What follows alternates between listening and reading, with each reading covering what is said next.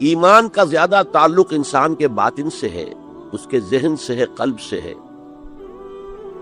اور یہ جو آج ہم جس کا مطالعہ کر رہے ہیں، یہ مقام قرآن حکیم کا اہم ترین مقام ہے اس خاص مضمون کے اعتبار سے. یہ وضاحت میں نے اس لیے کر دی کہ خاص مضمون کے اعتبار سے کہ قرآن کا کوئی ایک لفظ بھی غیر اہم نہیں ہے. ذرا نوٹ کر لیجئے کہ قرآن مجید میں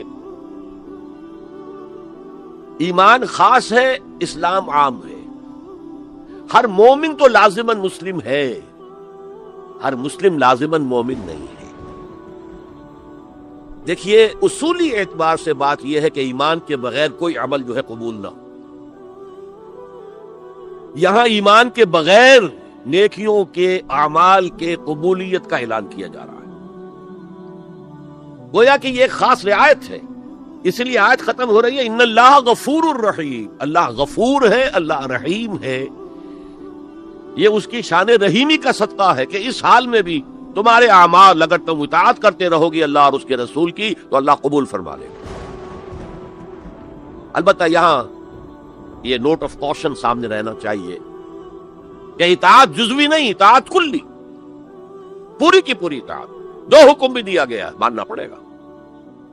جزوی اطاعت اطاعت نہیں ہے کہ اگر آپ نے ایک حکم قبول کر لیا ایک نہیں کیا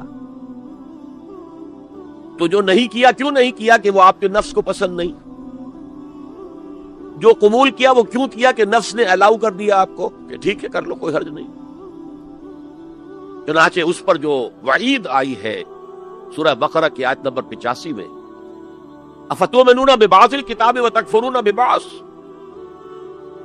تو کیا تم ہماری کتاب اور شریعت کے ایک حصے کو مانتے اور ایک کو نہیں مانتے؟ تو جو کوئی بھی تم میں سے یہ روش اختیار کرے گا اس کی کوئی سزا نہیں ہے الا خزی فی الحیات الدنیا، سوائے اس کے کہ دنیا کی زندگی میں ذلیل اور خوار کر دیے جائیں. وَيَوْمَ الْقِيَامَةِ يُرَدُّونَ إِلَىٰ أَشَدِّ الْعَذَابِ، اور قیامت کے دن شدید ترین عذاب میں جھونک دیے جائیں. وَاللَّهُ بِغَافِلٍ عَمَّا تَعْمَلُونَ، اور جو کچھ تم کر رہے ہو اللہ اس سے غافل نہیں ہے. تم اپنی ظاہری ٹیپ ٹاپ سے، اپنے داڑھیوں کے طول سے اللہ کو دھوکہ نہیں دے سکتے، اپنے عمروں اور حجوں کی تعداد سے اللہ کو دھوکہ نہیں دے سکتے. He sees you through and through، تمہارے باطن کو دیکھتا ہے، تمہارے دل کو دیکھتا ہے. اسے معلوم ہے کہ تم نے حج تو کیا، حرام کی کمائی سے کیا ہے. یہ بڑی شدید وعید والی آیت ہے قرآن مجید میں کہ جس کا نقشہ ہماری نگاہوں کے سامنے آج دنیا میں مسلمانوں کی کیا وقت ہے، کیا حیثیت ہے. 1.25 ارب سے لے کر 1.5 ارب تک کی تعداد ہے جو آنکی جاتی ہے مسلمانوں کی دنیا میں. گویا کہ ہر چوتھا یا ہر 5واں انسان مسلمان ہے. کتنا بڑا رقبہ ان کے قدموں تلے ہے. ہر طرح کے وسائل اللہ نے مہیا کیے ہیں، معدنیات، نباتات، جو آج کی سب سے بڑی دولت تیل، اس کے سب سے بڑے ذخیرے مسلمانوں کے قدموں تلے.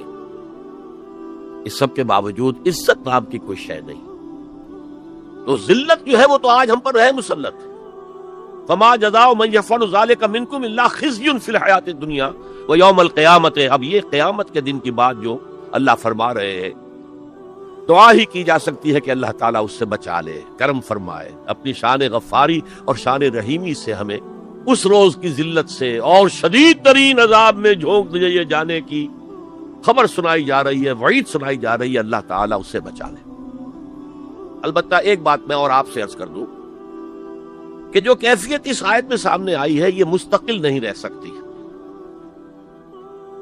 اگر کوئی شخص واقعتاً، چاہے آغاز میں اس کا دل پازیٹیولی ایمان سے خالی تھا لیکن ساتھ ہی نیگیٹو نفاق سے بھی خالی تھا، تو باطن کے اعتبار سے چاہے وہ 0 لیول پر تھا لیکن اگر وہ اطاعت کرتا رہا، نماز پڑھتا رہا، روزہ رکھتا رہا، زکوٰۃ دیتا رہا، حرام چیزوں سے بچتا رہا، فرائض ادا کرتا رہا، تو اس سے لازماً ایمان پیدا ہو جائے گا اس کے دلوں.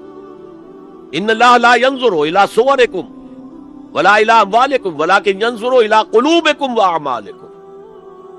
اللہ تعالیٰ نہ تمہاری صورتوں کو دیکھتا ہے نہ تمہارے مالوں کو دیکھتا ہے، بلکہ وہ تو دیکھتا ہے تمہارے دلوں کو اور تمہارے اعمال.